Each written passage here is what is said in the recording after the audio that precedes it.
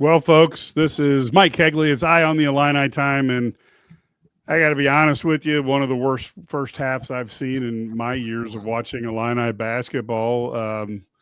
Doomed to an improved second half. Brad, this is a team that they lost to that there's just really no way you can really justify this loss. That's a bad loss. I mean, I don't know. I mean, I don't think Nebraska's as bad as everybody thinks. I just am more concerned with the way Illinois played.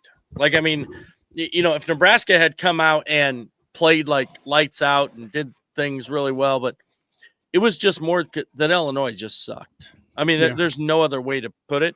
They got outplayed. They got out executed. They got out coached. I mean, Fred Hoiberg just ran circles around whatever Brad Underwood was trying to do on out of bounds plays. I mean, I think they just shot it. They got another dunk or another wide open three or another, baseline 15-footer the last time got there. And Illinois can't inbounds the ball on the sideline again. I have to say, okay, you're bringing the ball down. Was it the Michigan State game?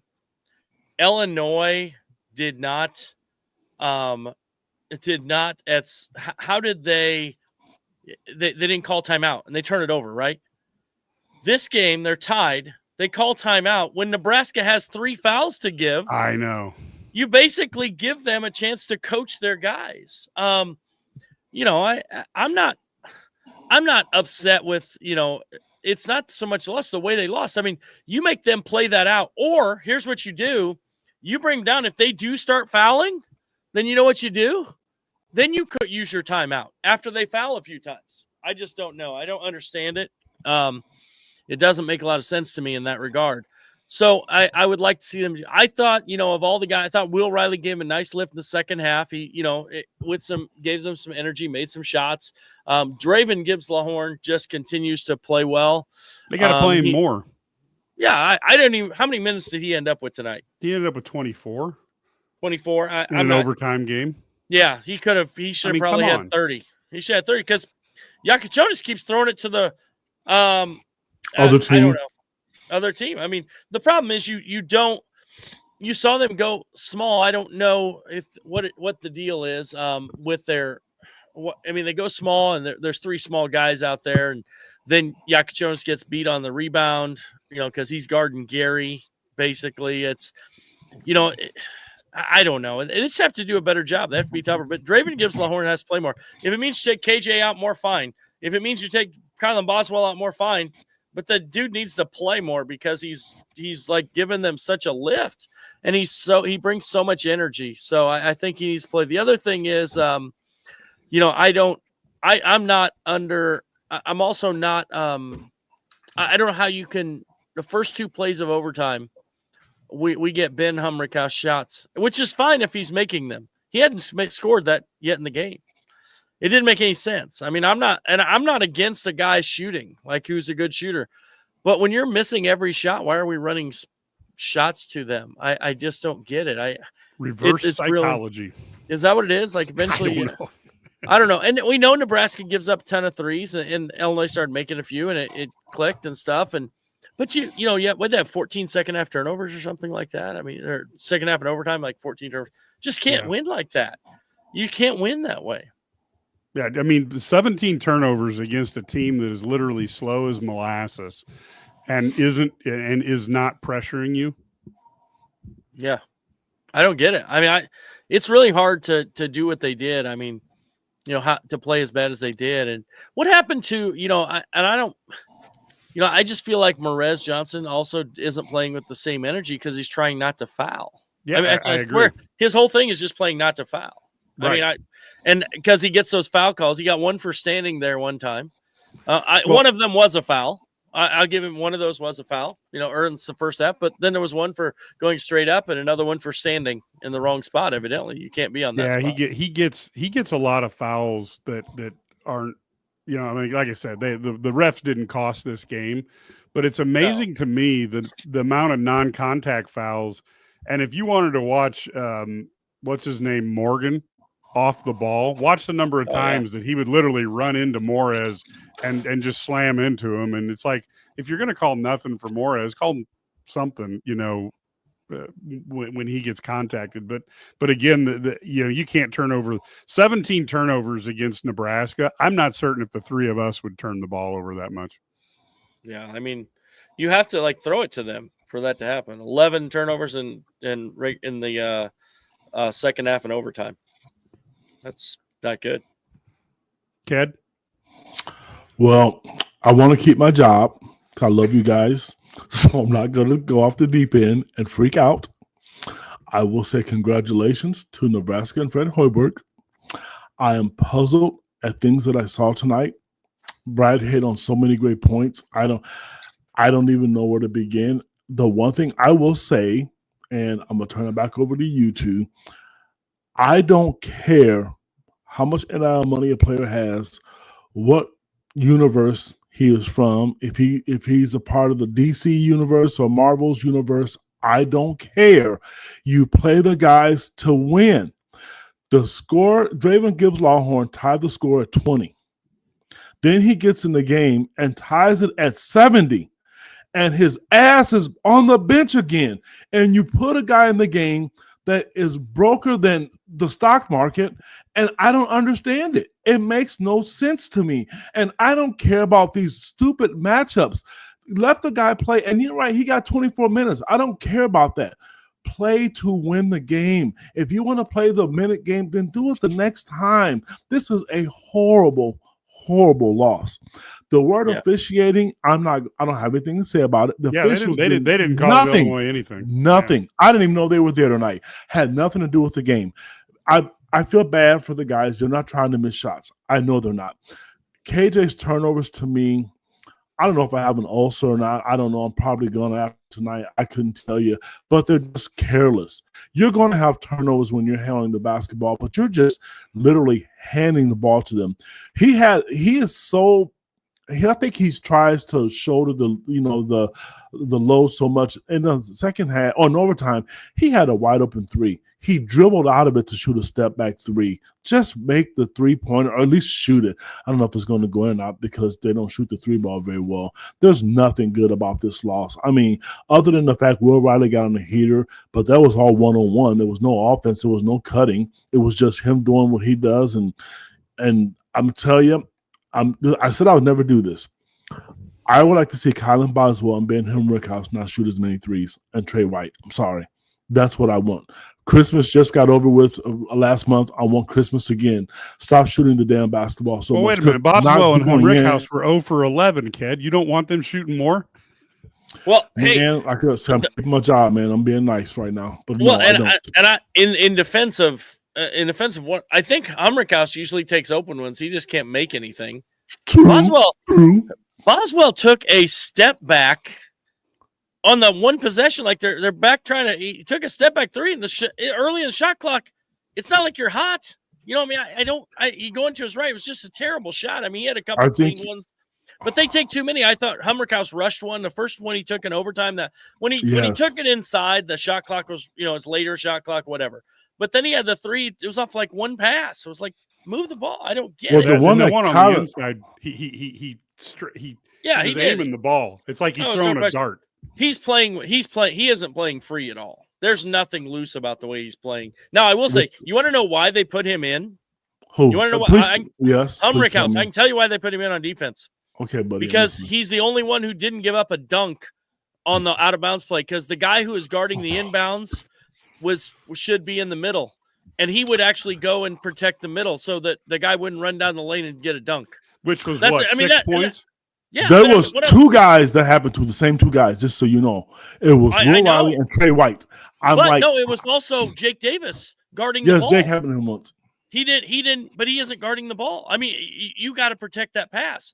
So he's they had to put him in just for that reason to be in that spot, and then they put him into screen at the end of the game, I think. But I would rather have.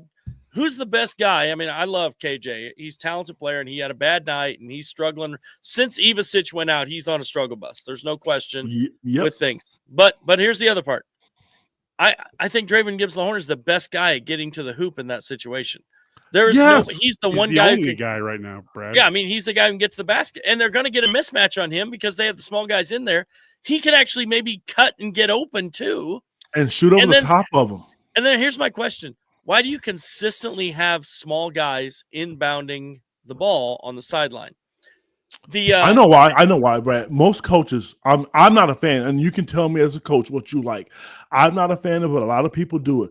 They think because you're a guard, you are the best passer, so they have their guards throwing the ball in bounds. I'm not sold on that because if it was me, I would have Ben Rickhouse throw the ball in bounds, or even Will Riley, because they're taller. Yes, but I don't know that I had Riley. I don't like his. No, but I think Humrickhouse, that's a great position for him. Yes, because he's off the floor. And right? He can see, yes. no, but here's the thing. But I agree, and he can see over. Now, if you have a point guard, like KJ doesn't bother me inbounding the ball because he's 6'6". Yeah. But you always try and get the ball back to him. But you know who's open a lot of times if you inbound the ball. If you have him inbound the ball, then you know who's open. No, the guy who's open would be him coming inbounds. If that guy's helping, you cut off that inbounds. You got that opening. With 5 seconds to go, it'd be a great play to have. KJ take it out. You throw it in, and then he cuts right there because that guy's jumping. Yeah. I mean, that's a great play. We've seen that work a million times. And, they have to get better. That sideline out of bounds have killed them. But, I mean, at the end of the game, that sideline out of bounds wasn't necessary. When you have 5 seconds and you had to inbound it 4 times, that's not necessarily on the design of the play. It's on the fact that you allowed them to set up their defense by calling that timeout so they could foul 5 times. Foul for 3 times right away and run that clock down to 5 seconds. And now they've seen everything. What they should have been running was almost dummy plays just to get it in bounds. So, this is it. But at the end of the day, they just have to play better. And hopefully Ivasic will cure some ills, but it doesn't get easy now. That's the problem, Brad. They've got, and I know they're still supposed to win the next 5 games, but it seems like they play better. They're going to play better probably at Wisconsin than they will against Ohio State at home. I mean, it's really weird. This team does not seem to have, they just don't seem to know what their role is. They don't seem to be comfortable. And, that's when you have 10 new guys. And, we thought, they'll get better. There's still 10 new guys and they don't click right now. They're not clicking. I know. Let me ask you guys a question. I mean, I'm serious. And there's some sarcasm to this question. So be prepared. You guys are both quick on your feet. 10 for 42 from 3. Help me understand that so I don't have a heart attack tonight live on air. 10 for 42. They literally almost shot 42 threes tonight. That is, I wonder what the record is in the Big Ten this year. I mean, we need to do some research. Yeah, they did. Now, I will say this. They were, at the end, they chucked a bunch. They were 0 of 8 from 3 in the overtime.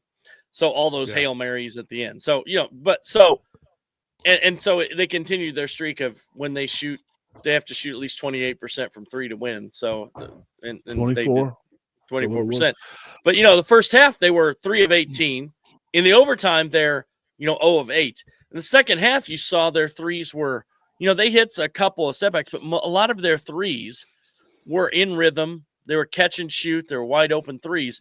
And then you make one and then it's easier, and that's what you have to do. The ball went in and out. And I think that's important.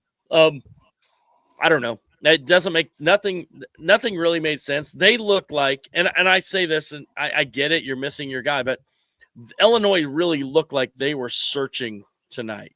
I mean, as a coaching staff, searching for what to do. How to play, what to do these things. I think they were really they were. I think the coaching staff looked confused tonight. I don't think they felt like they knew what to do. And at the end of the day, if coaching staff, play certain people. Play certain people, and the other guys sit their ass on the bench and give them some pine time. Brad, you and I have coached for 100 years. That's no matter how much the game has changed. Putting dudes on the bench and letting them sit and watch will affect what they do in the game.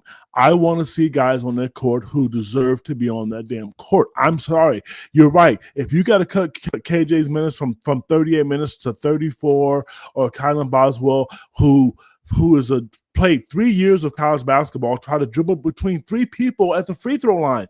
Those are kind of just ill-advised things that you cannot do at this level. He is one of the older guys on the team. I just don't. They're not gelling. Number one, no, not at all. And you are. I'm sorry. We're all homies. We're friends. I'm going to say I think 60% of these losses is because Ivicic isn't playing. I just think he makes everybody so much. The comfort of throwing the ball in the post to him, making layups. I mean, Nebraska and I feel bad for Merez because if he puts on any eyeliner or any blush on his face, they're going to call a foul. So you're right, Brad. He's playing not to foul. If Ivicic, it gives them another look, and teams will think, hey, he can block shots. They're missing all those because in overtime, he could have made a difference. And I'm going to tell you that dribble drag three-pointer where they try to tag, he's really, really good at that. And they're missing that. Let's face it, he's 13 points and 8 rebounds a game. Merez has not been able to give that to them all the time. And if he does, they're 2-pointers. They're not the 3-pointers to spread the floor. When he's going to come back, I don't know. And no one does except for the doctors. But by not having him, it really, really hurts this team. Well, that's the key thing about. And I say this, I don't want to. A lot of people are like, well, we can't blame it on Tommy. Or if we blame it on one torn, now they're good. It's not blaming it on Tommy. But without him, there's less margin for error in these games. And I think that's there's less margin for error, and the spacing is totally different. It is. Yeah, people don't understand. You've got to be able to space the floor, and this team is designed to play off of spacing. You know, Trey White can't get the drives now because the lane is full. You've got Merez also benefits from that when you can get him involved that way. KJ doesn't have his partner on the pick and roll, so he's struggling. And again, I'm not saying Tomislav is Bill Walton or anything, but the way this team is constructed, it's unfortunate, but he's the only big. I'll tell you who I missed tonight, and you guys are your head's going to explode. I miss Coleman Hawkins tonight because you could, you could use, he's a little more Tomislav in terms of offensively, but again, it's just that everything is off a little bit for these guys. And like Brad said, things are off and they don't gel. And then KJ is starting to, he does too much where he brings the ball right in front of him. And when you got the ball right in front of you, I mean, that's how he got that shot block when the guy just took it right out of his hands. You can't bring it up right in front of somebody in slow-mo. No, I agree. How about this? We always talk about, well, there's no spacing. That's fine. But Andrew Morgan doesn't space the floor. Raleigh Worcester doesn't space the floor. And yet they find ways to get shots and get stuff up. But they're not set up running what Underwood's running either. I mean, the spacing is important, I think. I understand. So you tweak what you're doing to fit your personnel. That's not our job. That's Underwood's job. Yes. I know. You're both right. You're both right. You have to tweak it because if you don't have a visa, you have to find ways to continue to be successful. I mean, Brad has been really nice about this, and I know you are. We're not blaming the coaches, but there needs to be some adjustments because if you don't have the big fellow, you can't do the same things. You just can't. Whether you slip screens or you spread the floor and let Will Riley go back door and you let KJ serve him up from the top, there has to be something different because right now, Merez gets the ball, he screens and he's getting rid of it. He doesn't even look at the rim from the anywhere from 18 feet in, doesn't even think about looking at it. He's not even a threat. Mm-hmm. Well, maybe when Kofi comes back, they can give him Tomislav's jersey, and then he'll just pretend like he's him. Well, I don't know if we play. I don't know if we play him or not. That I don't know. That's probably the biggest frustration. I don't know how you guys feel about it. I know we're all in different group texts and messages, but there are a lot of people who just don't understand, why Draven isn't, and you know what? And here I'm gonna tell you this right now. I don't want anybody to say anything because he turns the ball over once. I don't give a damn. They all turn it over. I mean, all three of us have the stats. KJ has 6 or 7 tonight. Let's look at Kylan Boswell. They're all going to do it. The reason why I want to see him on the floor more is because he creates mismatches. He's quick enough. He's athletic enough, and he is a damn good on the ball defender, better than what people give him credit for. Now, he may go out there the very next game and go 0 for 10, but you live with it because everyone else does. He's a guy that I'm sorry. I think he needs to be on. As a matter of fact, what was he? He was third in scoring tonight with 24 minutes. Give the kid 30 minutes. Maybe if he plays another couple minutes, maybe you win the game. Yeah, the one thing that I notice is how is it, why is it that Illinois doesn't set any off-ball screens ever? It's illegal. It's illegal. Oh, I forgot. So, hey, and so there's that. Then the second thing I would say is how is it that when I kind of look at this, why can't Illinois guard off the ball defensively? It's not their on-ball defense. They really do a good job guarding people on the ball for the most part.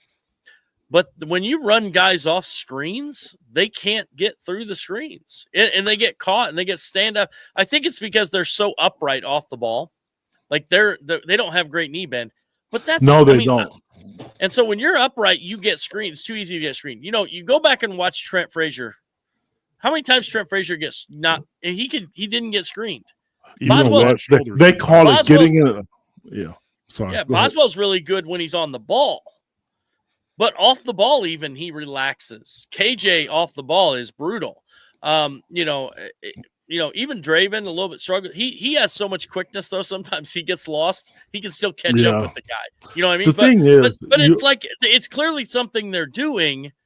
Because it's every one of them struggles off the ball. It's the way they're defending. So teams are taking advantage of that a little bit. And, I don't get it. I mean, you give away that many turnovers and give them that much in transition. You give them, out of bounds plays where they just get dunks and threes. And how are you going to win that game? I mean, the fact that the game was 70-70 is really stunning. I mean, that's stunning. Big Ten is, Brad. Yeah. Because Illinois can play that bad and it goes into overtime. Yeah, I mean they should have lost by, I don't know. More than what they did. But I'll tell you what, Brad, to your point, we always tell our kids to get in the stance because it's harder to be picked. There was a back pick, if you remember, in the second half. It was KJ. Trey White didn't gap. He didn't get off, and he got back pick, and he was standing straight up. That was one of those times I don't know if you're talking about that specific one.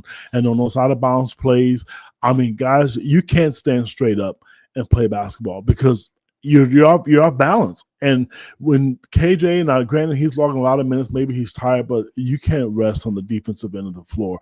Fred Hoiberg, Nebraska is a bad basketball team. I'm sorry. There's not a guy on that team that – I would think, okay, will he make honorable mention all Big Ten? And that's not being disrespectful. I'm not. But you let a basketball team like that, and Fred Hoiberg, who's to me is a good X's and O's coach, he'll carve you apart if you can't guard. And they just stood there. When I see the coaches look at each other and throw their hands up in the air, that means they're frustrated and they don't know what to do.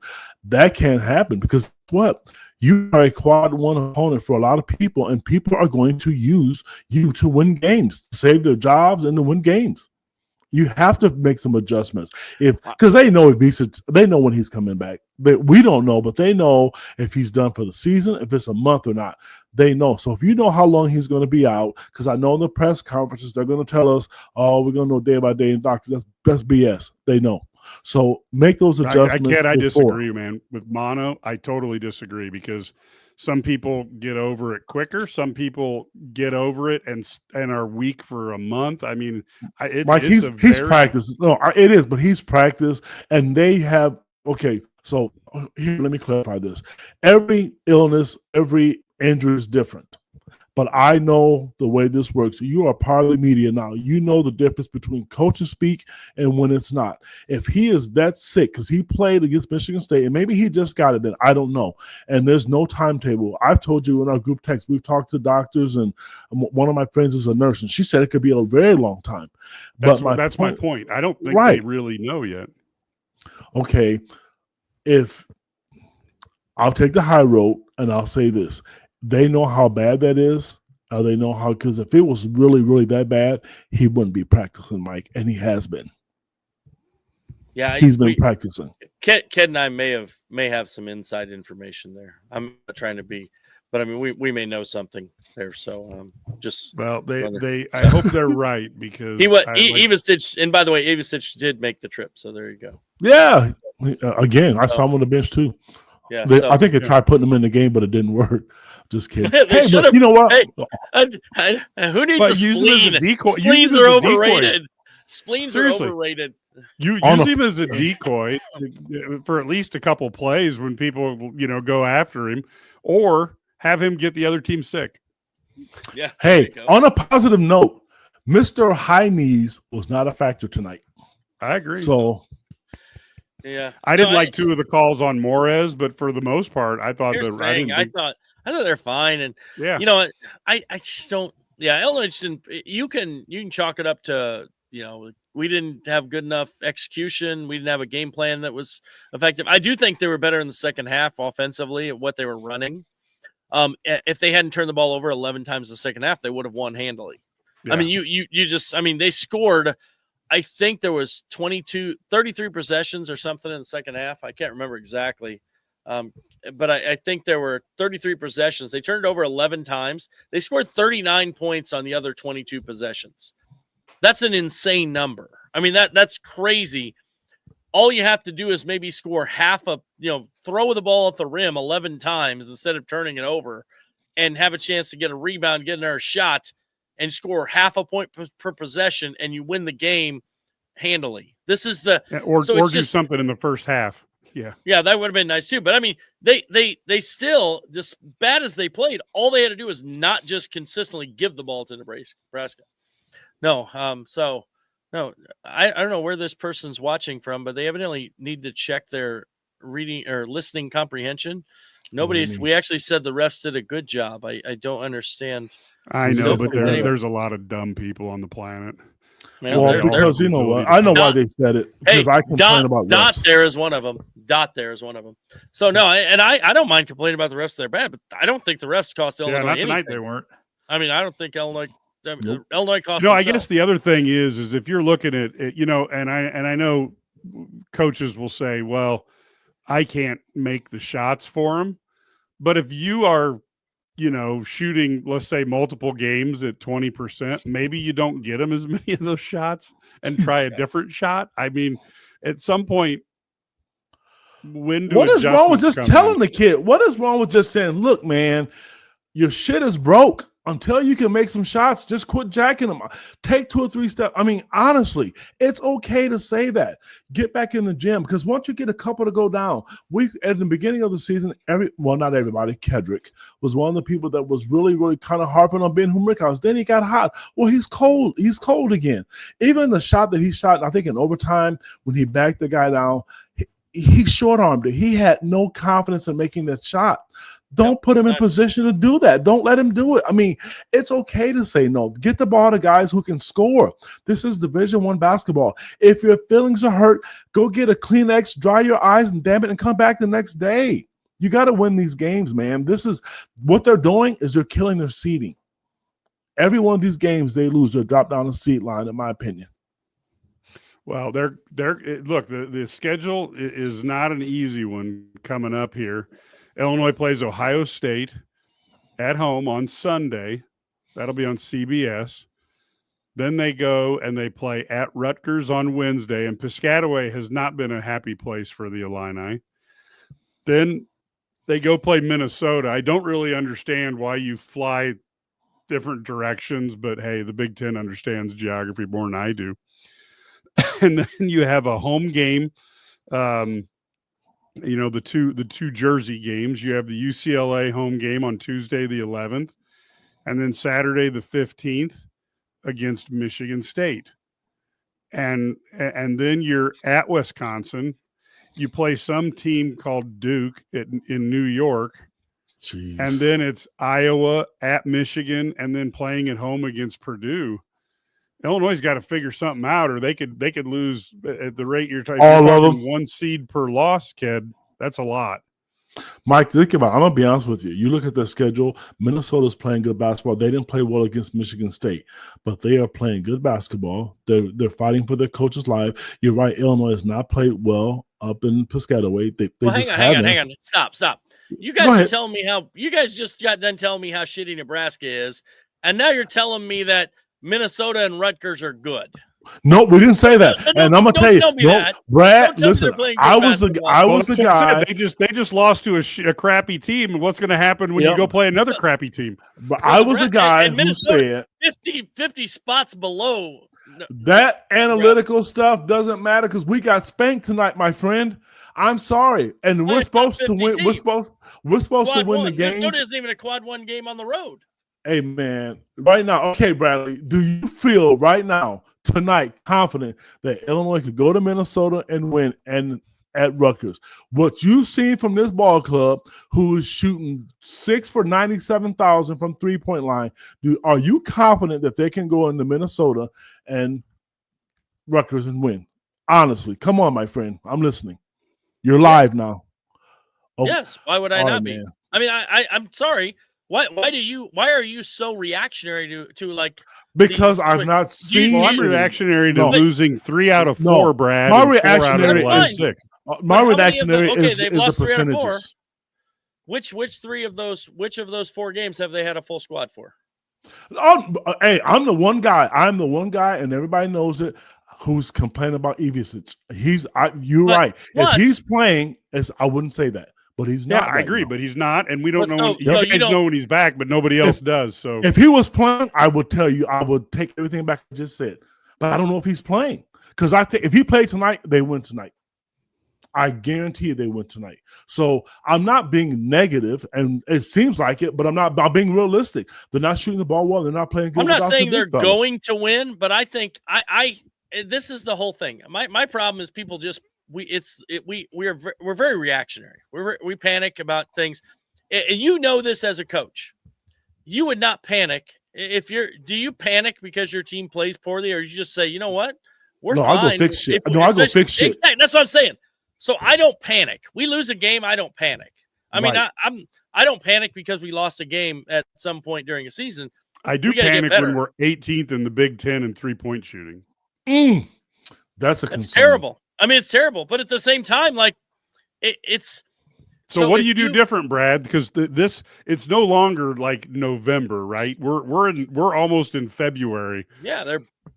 So what do we take them to? Do we take them to a seance and talk with? No, I think Ken talked about it. You have to take better shots. Yeah, and I'm not a lot of open shots. And again, tonight. I want you to understand. But okay, that's fine. A lot of these open shots are. You have to look at where the pass comes from when people shoot as well. Go back, and I'll break down the film if I need to explain this to the masses. But watch when the pass comes from the side versus when the pass comes from inside or cross court. The shooting percentage is markedly different. And then the other thing is, you watch Kasparis. I can tell you he's going to shoot 50% going to his left on that step back. If he's going to his right, he's probably going to miss. Yep. I mean, it's just the way it is. Everybody has tendencies. So as a player, you have to know that. As a coaching staff, you have to know that. Kylan Boswell can't, if he's going to his right, he can't shoot a 3 either. And so his step back's always got to be his left.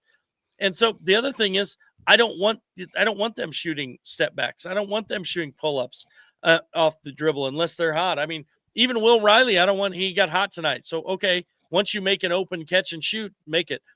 But I mean, like, how many times did we see them tonight? And I'm not against threes. Like, I love shooting threes. But here's the problem. They would drive past a guy who chased them off the line, and they literally a couple of times dribbled back out to the 3-point line so they could take a contested fall away. Yeah. Yep. I mean, kids talked about it. Take the pull-up jump shot. Take the floater. Yeah. I did see Kylan Boswell shoot a teardrop tonight, and it went in. Yeah. How about that? That shot is there all the time. And then if you make a couple of those, guess what? Now they have to guard you on that pull up, that little thing there. And what it does is it opens up everything else. And then they have to step up. You get to the rim, you can kick out easier, all that stuff. And then they can't go as hard at you at the 3-point line too. Yeah, they've got a lot to fix. And folks, we are just about out of time tonight. We have to do a radio broadcast for tomorrow. So this is something that we love talking about this stuff. And if we all took the same side on things, this wouldn't be near as interesting of a podcast. What we do want, though, is we will be back. Obviously, we will be back with the we will do a halftime live for the Ohio State game, and obviously a post-game show with Ohio State on Sunday. I would encourage you to listen to the Illini Guys Sports Spectacular or go onto our YouTube page. We actually published our interview with Bruce Douglas, which was fantastic, where he talks about his friend Ephraim Winters. Of course, you older fans will remember Ephraim was one of the OGs for bringing this program from the dead zone back to something big. He along with Bruce Douglas, Eddie Johnson, Derek Harper kind of made Illinois a program again. So it's a great interview. Larry, Brad, and myself had a chance to talk to him, and it's well worth watching. You can get it on YouTube or the front page of IlliniGuys.com. We will be back. We ask you to go ahead and subscribe to IlliniGuys.com on YouTube, or go to our website where you can listen to all the rumors and stuff that Brad and Ked can't talk about publicly because there's nobody who's exactly willing to go on the record. So we can talk about rumors, innuendos, and things like that on our message boards, IlliniGuys.com. You can see how to register there on our front page. Until next time, folks, it was a ugly win today, but it's only counts as one loss, and there's another game on Sunday. So the Illini need to put this behind them and move forward against the Buckeyes. Until then, go Illini.